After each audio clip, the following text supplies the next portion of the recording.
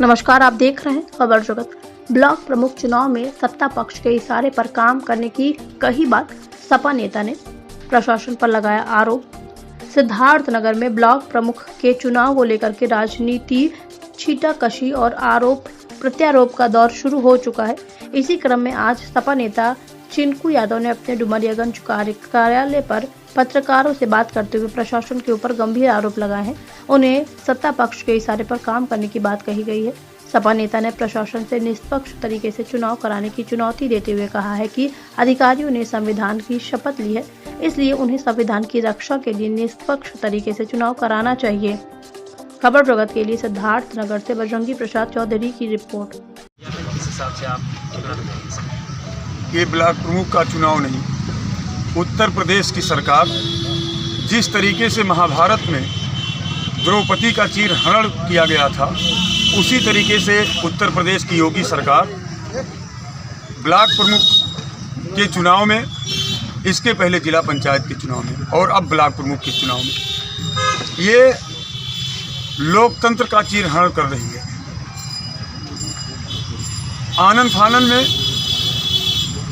Date घोषित कर दिया जाता है और उसके बाद में कल हमारे घर के चारों तरफ पुलिस का पहरा बिठा दिया गया। जो मेरे गांव की तरफ, मेरे घर की तरफ जा रहा था, उसे डुमरियागंज की पुलिस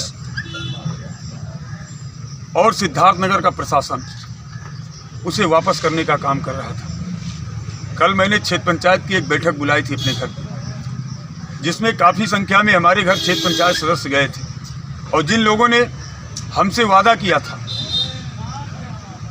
कि इस क्षेत्र पंचायत के चुनाव में, ब्लॉक प्रमुख पद के चुनाव में वो समाजवादी पार्टी की कैंडिडेट को वोट करेंगे, लेकिन मेरे घर से लौटने के बाद और रास्ते में लौटने के बाद डुमरियागंज की पुलिस उन क्षेत्र पंचायतों को पकड़ करके और सीधे भाजपा के प्रत्याशी के घर पहुंचाने का काम किया है। मैं समाजवादी पार्टी का एक कार्यकर्ता होने के नाते और डुमरियागंज का एक जिम्मेदार नागरिक होने के नाते मैं प्रशासन से मांग करता हूं कि अगर जरा सा भी गैरत है तो डुमरियागंज में ब्लॉक प्रमुख का चुनाव निष्पक्ष करवा दें। उसके बाद देखें कि ब्लॉक प्रमुख सत्ता पक्ष का होता है या ब्लॉक प्रमुख समाजवादी पार्टी का होता है। मैं एक बात कहना चाहता हूं प्रशासन के लोगों से, ये सरकारें किसी के बाप की बपौती नहीं है।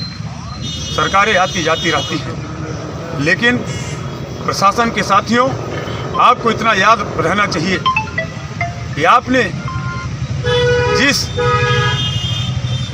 लिए संविधान की कसम खाई थी, उस संविधान की आज आपके द्वारा धज्जियां उड़ाई जा रही है, ये ठीक बात नहीं है।